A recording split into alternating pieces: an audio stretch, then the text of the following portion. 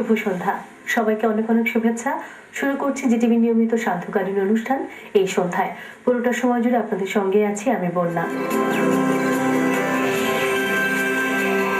দর্শক, আজ শনিবার, ইংরেজি 6 ডিসেম্বর 2014, বাংলা 22 অগ্রহায়ণ 1421, গ্রেগরিয়ান বর্ষপঞ্জি অনুসারে আজ বছরের 340তম দিন।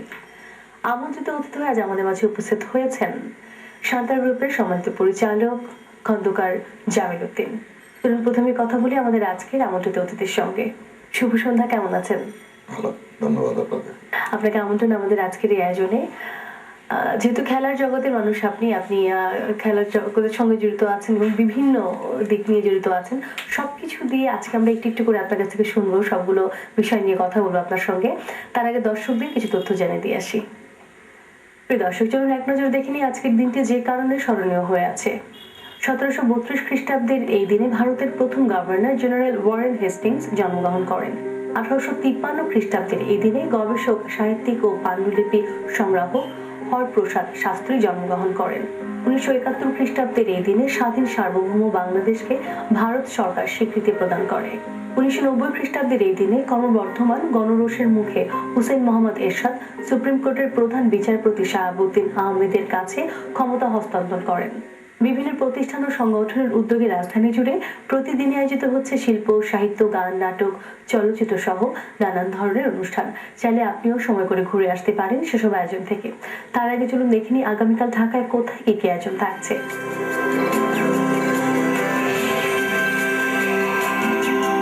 ঢাকা বিশ্ববিদ্যালয় নাট্যকলা বিভাগের 2 দশক পূর্তি উপলক্ষে চলছে নবম কেন্দ্রীয় নাট্য উৎসব। শিল্প ও জ্ঞানের যৌথ অভিব্যক্তি স্বরূপ উদযাপিত হচ্ছে এই উৎসব। ঢাকা বিশ্ববিদ্যালয়ের ছাত্র শিক্ষক কেন্দ্র মিলনায়তনে 12 দিন ব্যাপী এই উৎসব চলবে 12 ডিসেম্বর পর্যন্ত। প্রতিদিন সন্ধ্যা 6টা থেকে শুরু হবে এই উৎসব।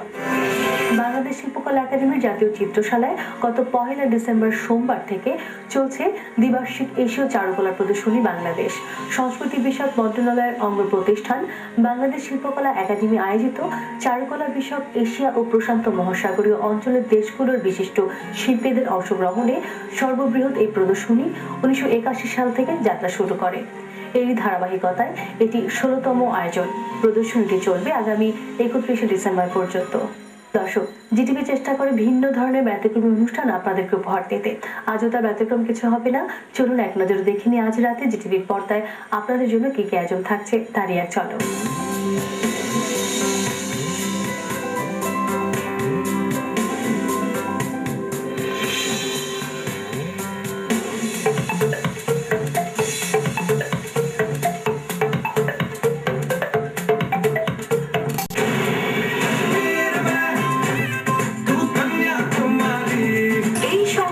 সাক্ষী রেখে তোমাকে আমি চ্যালেঞ্জ করে যাচ্ছি।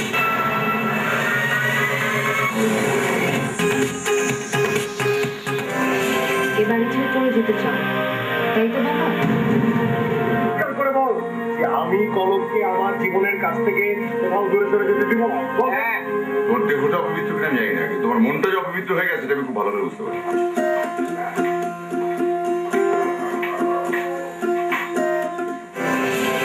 বাইরে যেতে হবে না, আমি খাবার নিয়ে এসেছি, তোমরা খেয়ে নাও। তার মানে তুমি বলতে চাইছো যে রেশমি জানে যে ফারানোর সাথে ভালোবাসার অভিনয় করছে? আমার ভাইয়ের জীবন থেকে সরে যাওয়ার দাম কত?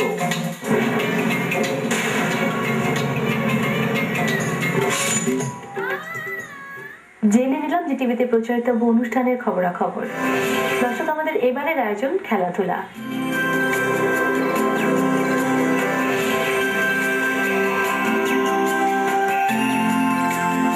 সচিন টেন্ডুলকার ক্রিকেট ইতিহাসের উচ্চমানের ব্যাটসম্যান হিসেবে বিশ্বব্যাপী স্বীকৃত।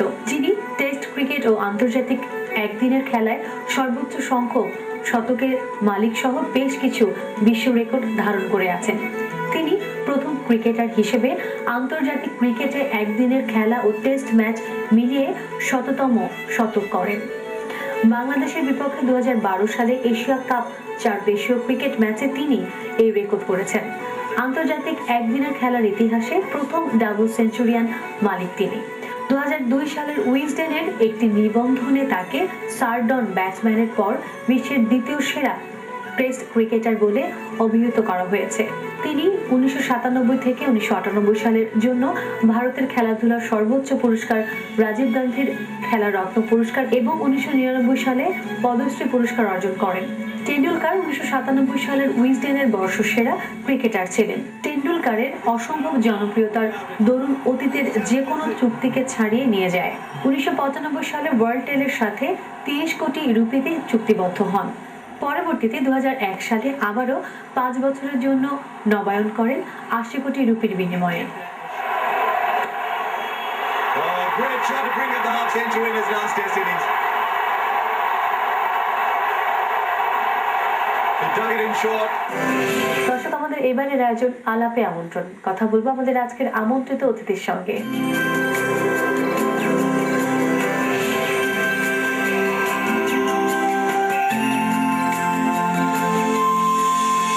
ফিরলাম আপনার কাছে।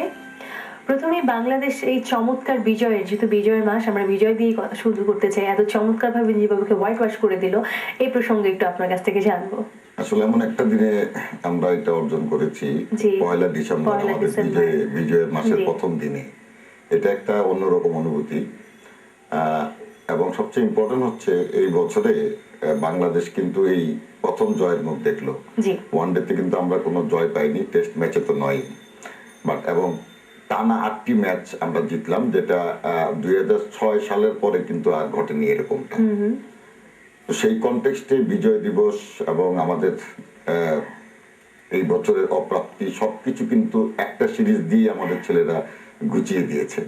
এবং সেই কনটেক্সটে আমি বলবো যে এটা অত্যন্ত অত্যন্ত একটা বড় পাওয়া আমাদের জন্য, স্পেশালি এই কারণে যে আমাদের সামনেই কিন্তু বিশ্বকাপের আগে যে ছেলেদের যে এই নিজেদেরকে ফিরে পাওয়াটা, এটা কিন্তু আসলেই অনেক বেশি আত্মবিশ্বাস যোগাবে, তাদেরকে আরো অনেক বেশি ভালো খেলতে উদ্বুদ্ধ করবে। পাশাপাশি আমরা যারা দেশের 14-15 কোটি দর্শক, ক্রিকেট ভক্ত যারা, আমরাও কিন্তু একটা আশা নিয়ে থাকবো যে আমাদের ওয়ার্ল্ড কাপে আমাদের ছেলেরা ভালো করবে। সব মিলিয়ে আমি বলবো যে এটা একটা বাংলাদেশের জন্য একটা অনেক বড় অর্জন। বিশেষ করে 2014-তে আমরা কোনো জয় পাইনি, সেই কনটেক্সটে অনেক বড় একটা অর্জন। এবং সবচেয়ে ইম্পর্টেন্ট হচ্ছে আমাদের খেলোয়াড়রা তাদের নিজেদেরকে ফিরে পেয়েছে, যেটা আসলে খুব দরকার ছিল আমাদেরকে।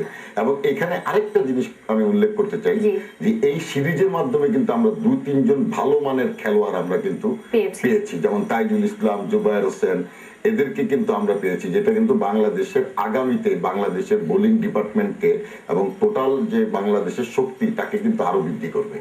সব মিলিয়ে এটা একটা চমৎকার সিরিজ ছিল, আমাদের নিজেদের ফিরে পাওয়ার সিরিজ ছিল, এবং আমি মনে করি বাংলাদেশ সেটা ভালোভাবে অর্জন করতে সক্ষম হয়েছে। একটু জানবো, যেহেতু বাংলাদেশ ক্রিকেট দলকে নিয়ে কথা হচ্ছে, বাংলাদেশ ক্রিকেট দলের কাছে আমাদের অনেক প্রত্যাশা রয়েছে, এবং আপনি এত বছর ধরে এই জগতের মানুষ, আপনি এই জগৎ নিয়েই আছেন, তো আপনার কাছ থেকে একটু জানবো যে আপনার ভাবনা কি। আমি তার আগে একটা জিনিস আমাদের দর্শকদের উদ্দেশ্যে বলতে চাই, আমাদের এই দলটা কিন্তু অনেক নবীন দল। আমাদের এক মাশরাফি ছাড়া কিন্তু 26-27 উপরে কারো বয়স না, অনেক ইয়াং একটা দল। এবং আমি মনে করি পৃথিবীতেই বোধহয় যতগুলো টেস্ট খেলুড়ে দেশ আছে, যদি এভারেজ বয়স কাউন্ট করি, তাহলে বাংলাদেশই কিন্তু নিঃসন্দেহে বাংলাদেশই সবচেয়ে এগিয়ে থাকবে। শিখবো এবং টেস্ট আঙ্গিনায় কিন্তু আমাদের পদযাত্রা খুব বেশি দিনের নয়, তার মধ্যে কিন্তু এই 14 বছরে আমরা কিন্তু অনেক কিছুই অর্জন করতে। কেন দেখেন নাই? কারণ ক্যালেন্ডার নাই বলেই কিন্তু তারা এটা নিয়ে আর মাথা ঘামান নাই। যদি আজকে ক্যালেন্ডার থাকতো, ক্যালেন্ডার অনেক এগিয়ে আছে। সুতরাং মাঝে মাঝে হয়তো আমাদের ব্যর্থতা আসবে, তখন কিন্তু এই দলটার পাশে দাঁড়াতে হবে আমাদের। এই দলটাকে কিন্তু তখন ছুঁড়ে ফেলে দিলে হবে না। ব্যর্থতা আসবে, ব্যর্থতার সময় কিন্তু সবচেয়ে বেশি দরকার ছেলেপেলেদের পাশে দাঁড়ানো। জয়ের সময় কিন্তু অনেক মানুষ পাওয়া যায়, কিন্তু যখন পরাজয় ঘিরে ধরে তখন কিন্তু অনেককেই পাওয়া যায় না। ঠিক ওই সময়টাই কিন্তু আমাদের দরকার আসলে আমাদের খেলোয়াড়দের সঙ্গে থাকা, তাদেরকে মানসিকভাবে বুস্ট আপ করা, এবং কিভাবে এই পরাজয়ের মৃত্যু থেকে বের হওয়া যায় সেটার চেষ্টা করা। এই জিনিসটা কিন্তু মাথায় রাখতে হবে। সেই জিনিসটা মাথায় রেখে আমি বলছি যে এই মুহূর্তে আমার চিন্তা ভাবনাটা হচ্ছে 2016 সালের মধ্যে আমাদেরকে র্যাঙ্কিং এ 8ম স্থানে আসতে হবে, অবশ্যই আসতে হবে। এটার কারণ হচ্ছে অনেকেই হয়তো জানেন না যে 2016 সালে যদি আমরা অষ্টম স্থানে না থাকতে পারি তাহলে কিন্তু আমাদেরকে কন্টিনেন্টাল কাপ খেলতে হবে, আমরা কিন্তু তখন আর সরাসরি কিন্তু খেলতে পারবো না। সেক্ষেত্রে আমাদের যে সহযোগী অন্যান্য যারা দেশ আছে, আয়ারল্যান্ড, স্কটল্যান্ড, আফগানিস্তান, এদের সঙ্গে খেলে কিন্তু আমাকে কোয়ালিফাই করতে হবে। তো সেই জিনিসটা কিন্তু আমরা নিতে চাই না। প্লাস চ্যাম্পিয়ন্স ট্রফি বলে একটা টুর্নামেন্ট হয় যেটা বিশ্বের টপ 8 কান্ট্রিজ খেলে। অষ্টম স্থানে যদি আমি 2016-র মধ্যে না আসতে পারি তাহলে কিন্তু আমার ওইটাও খেলা হবে না। সুতরাং সব কনটেক্সটে আমার মূল ভাবনাটাই থাকবে যে আমি কি করে, এখন কিন্তু আমরা নবম স্থানে আছি, অর্থাৎ আর একটা র্যাঙ্ক উপরে আমাদের যেতে হবে। সেখানে আছে আমাদের ওয়েস্ট ইন্ডিজ, নিউজিল্যান্ড 7-8-এ আছে।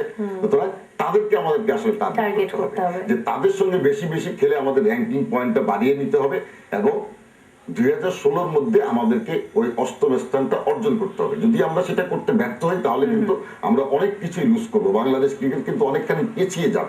সুতরাং এই লক্ষ্যটাকে সামনে রেখে আসলে সমস্ত চিন্তা ভাবনা এখন কাজ করছে যাতে আমরা ওই জায়গাটা ধরে রাখতে পারি। এই যে ভাবনা কিন্তু আমরা সবসময় করি, কিছু ভাবনা আমাদের থাকে, আর অনেক বিষয়ে আপনার সঙ্গে কথা হবে, কিন্তু এই মুহূর্তে নিতে হচ্ছে খুব ছোট্ট একটি বিরতির পরে ফিরছি। প্রিয় দর্শক, কথা ছিল আমাদের আজকের আমন্ত্রিত অতিথির সঙ্গে। আমাদের এই কথোপকথন আরো খানিকক্ষণ সময় চলবে, আপনারা থাকুন আমাদের সঙ্গে। নিচ্ছি খুব ছোট্ট একটি বিরতি।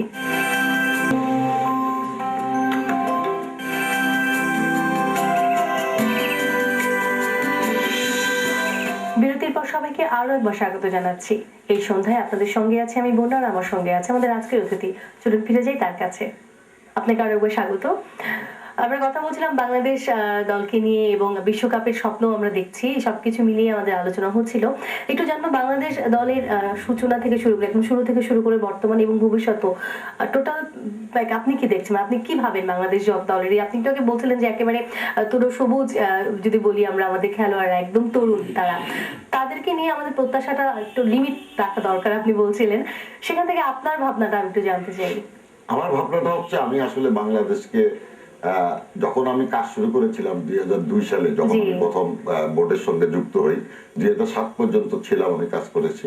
এই যে আজকের সাকিব, মুশফিক, তামিম, রাকিবুল, আমাদের যে ইয়াং যে জেনারেশনটা আছে, আমার সৌভাগ্যক্রমে আমার হাত দিয়ে কিন্তু এরা এসছে। আমি তখন ডেভেলপমেন্ট কমিটির প্রথমে আমি সেক্রেটারির দায়িত্ব পালন করি, পরবর্তীতে আমি চেয়ারম্যানের দায়িত্ব পালন করি, এবং আমি খুবই ফরচুনেট যে আমি এই সাকিব, মুশফিক, তামিম এরকম এক গুচ্ছ ছেলে পেয়েছি, একঝাঁক তরুণ খেলোয়াড় পেয়েছিলাম যারা নাকি অত্যন্ত সাহসী ছিল মানসিকতায়, হৃদয়ে, এবং তারা সবসময় সাফল্য পাওয়ার জন্য মুখিয়ে থাকতো। এখানে দর্শকদের উদ্দেশ্যে আমি একটা কথা বলতে চাই, অনেক হয়তো জানেন না, এই মুশফিকের নেতৃত্বে যে আন্ডার-19 টিমটা আমাদের ছিল, যেটা 2006 সালে আমরা কিন্তু আন্ডার-19 বিশ্বকাপে, যদিও আনফরচুনেটলি আমরা ইংল্যান্ডের কাছে একটা ম্যাচেরই আমরা ছিটকে পড়েছিলাম, কিন্তু ওই ওয়ার্ল্ড কাপে কিন্তু আমরা 5ম স্থান অধিকার করেছিলাম, যেটা বাংলাদেশের ক্রিকেট ইতিহাসে এখন পর্যন্ত সেরা সাফল্য। সেটা কিন্তু এই মুশফিক, সাকিব, তামিমের হাত ধরেই কিন্তু এসছে। এই মুশফিকই কিন্তু, আজকের এই মুশফিকের রবি কিন্তু তখন অধিনায়ক ছিলেন। সুতরাং তখন এই দলটি কিন্তু আসলে হারতে জানতো না। আমি দেখেছি ওদেরকে, অস্ট্রেলিয়ায় ওরা 10টা ম্যাচ খেলেছিল, আমার এখনো মনে আছে, তারা 9টা ম্যাচ জিতেছিল, একটা ম্যাচ টাই হয়েছিল। তারপরে তারা ইংল্যান্ডে গিয়ে ইংল্যান্ডকে পরাজিত করে, পাকিস্তানকে পরাজিত করে, নিউজিল্যান্ডকে পরাজিত করে। তারা কিন্তু সবসময় জয়ের জন্য মুখিয়ে থাকতো। এই ছেলেগুলোই কিন্তু আজকে পরিণত হয়েছে। সুতরাং তাদের মধ্যে কিন্তু এই মানসিকতাটা এখনো তারা কিন্তু ধরে গেছে, তারা কিন্তু হারতে চায় না। এই লড়াকু যে মানসিকতাটা, এটাই কিন্তু কি বাংলাদেশ দলের জন্য, এবং এই জায়গাটাতেই কিন্তু আমি সব আশা ভরসা দেখতে পাচ্ছি। তবে যে জিনিসটা আসলে করতে হবে, এই গুটি কয়েক প্লেয়াররা কিন্তু আপনাকে লাইফ লং সার্ভিস দিতে পারবে না, তাদের পেছনে কিন্তু প্লেয়ারকে আসতে হবে। এই প্লেয়ার তৈরির জায়গাটা আমার মনে হয় একটু স্লথ হয়ে পড়েছে, একটু গতিটা কমে এসছে। ঠিক সেভাবে কিন্তু ডেভেলপমেন্ট থেকে যেভাবে আগে বেরিয়ে আসতো প্লেয়াররা, এই সাকিব, মুশফিক, তামিমরা বেরিয়ে এসেছিল, ঠিক সেভাবে কিন্তু প্লেয়াররা বেরিয়ে আসছে না। টুকটাক 2 জনকে আমরা দেখছি, জুবায়েরকে দেখছি, তাইজুলকে দেখছি, but that is not enough. একটা টেস্ট প্লেইং নেশনের জন্য আসলে আরো একঝাঁক ক্রিকেটার যারা নাকি সাফল্যের জন্য মুখিয়ে থাকবে, সেরকম একঝাঁক ক্রিকেটার কিন্তু আমাদের পাইপলাইনে থাকা উচিত। সেই জন্য যেটা করা দরকার, আমাদের একটা ভালো এই টিম গঠন করা দরকার। আমাদের একাডেমি আছে, একাডেমি টিমটাকে আরো ভালোভাবে তৈরি করা দরকার। একাডেমিতে যে পর্যাপ্ত সুযোগ সুবিধা আছে সেই সুযোগ সুবিধাগুলো প্রপারলি কাজে লাগানো দরকার। এই জিনিসগুলো যদি আমরা কাজে লাগাতে পারি, আজকে যদি আমাদের 40-50 জন কোয়ালিটি ক্রিকেটার থাকে, তাহলে কিন্তু আমরা অবশ্যই আগামীতে যে লক্ষ্য নিয়ে আমি 2002 শুরু করেছিলাম, আমার একটা লক্ষ্য ছিল যে 2015 বা 20 সালের মধ্যে আমরা 5-6 এর মধ্যে আসবো। কারণ রাতারাতি কিন্তু আপনি কোনো কিছু পাবেন না। যদি আমরা 2020 সালের মধ্যে 5ম স্থানে আসতে পারি, আমি মনে করি যে এটা বাংলাদেশের জন্য একটা বিশাল অর্জন হবে। 20 বছরে 5ম স্থানে আসা, এটা কিন্তু অনেক বড় বড় ক্রিকেট দেশের পক্ষে কিন্তু এটা সম্ভব হয়নি। সুতরাং আজকে যদি আমরা এই সিরিজটা দেখি, আপনি দেখবেন এমন অনেক অর্জন হয়েছে যেটা ক্রিকেট ইতিহাসেই আগে কখনো হয়নি। যেমন সাকিবের টেস্ট ম্যাচে সেঞ্চুরি প্লাস 5 উইকেট, এটা কিন্তু ক্রিকেট ইতিহাসে নাই। আপনি দেখেন তাইজুলের অভিষেকেই হ্যাটট্রিক, এটা কিন্তু ইতিপূর্বে ক্রিকেট ইতিহাসের 200 বছরের ইতিহাসে কিন্তু 150 বছরের ইতিহাসে কিন্তু এটা এখনো ঘটেনি। সুতরাং এরকম অনেক অর্জন কিন্তু আমরা করছি। সুতরাং এই অর্জনগুলো যদি আমরা ধরে রাখতে চাই, তাহলে কিন্তু এই 15-20 জন খেলোয়াড় আমার কিন্তু আমার কিন্তু অন্তত 40-50 জন কোয়ালিটি ক্রিকেটার লাগবে। এবং আমি শিওর যেভাবে আমার দলটা খেলছে, এগুচ্ছে, আমাদের বোর্ডও আরো এখন আরো চিন্তা করবেন বিষয়টা নিয়ে, এবং তাদের মাথায়ও নিশ্চয়ই আছে যে আগামীতে, কারণ এরপরে 2018 আমাদের ওয়ার্ল্ড কাপ হবে, সেই 18তে যাতে আমরা টপ 8 এর মধ্যে নিজেদেরকে জায়গা করে নিতে পারি, আমরা সরাসরি বিশ্বকাপে খেলতে পারি, সেই ভাবনা চিন্তাগুলো নিশ্চয়ই বোর্ডের কর্তা ব্যক্তিদের মনে আছে, এবং তারা সেইভাবে প্ল্যান করবে। এই আশাবাদটাই আমার আসলে তাদের কাছে। আমাদেরও সেই একই প্রত্যাশা থাকবে। বাংলাদেশ ক্রিকেট দলকে নিয়ে আমাদের অনেক স্বপ্ন আছে, এবং স্বপ্ন একটু করে পূরণ হচ্ছে, এবং আশা করি সব স্বপ্নই পূরণ করবে তারা, ইনশাআল্লাহ। আপনার এত ব্যস্ত সময় থেকে আপনি আমাদের আজকে সময় দিয়েছেন, আপনাকে অনেক ধন্যবাদ। ধন্যবাদ আপনাকে। প্রিয় দর্শক, গল্প আড্ডায় আমরা চলে এসেছি অনুষ্ঠানের শেষ প্রান্তে। বিদায় নেবার আগে শুভেচ্ছা জানাতে চাই তাদেরকে যাদের আজ জন্মদিন। আপনাদের সবার জন্য রইল জন্মদিনের অনেক শুভকামনা। আপনাদের প্রতিটি দিন শুভ হোক, সুন্দর হোক, আমাদের এই প্রত্যাশা থাকবে। সামাজিক যোগাযোগের ওয়েবসাইট ফেসবুকে চালু আছে জিটিভির ফ্যান পেজ। জিটিভি সম্পর্কিত যে কোনো তথ্য জানতে লাইক দিতে পারেন, ভিজিট করতে পারেন, আমাদের কাছে চিঠি লিখতে পারেন। লিখবার ঠিকানা প্রযোজক এই সন্ধ্যা, জিটিভি 25 সেগুন বাগিচা, ঢাকা 1000। ফোন 8391-021 থেকে 25 পর্যন্ত। ইমেল করবার ঠিকানা এই সন্ধ্যা@gazitv.com। এই ছিল আমাদের আজকের এই সন্ধ্যা। নিশ্চয়ই আপনাদের ভালো লেগেছে। আগামী পর্বে আবার ফিরে আসবো, আমার সঙ্গে থাকবে নতুন কোন অতিথি। সেই প্রত্যাশায় আপনারাও ভালো থাকুন, সুন্দর থাকুন, জিটিভির সঙ্গেই থাকুন। আল্লাহ হাফেজ।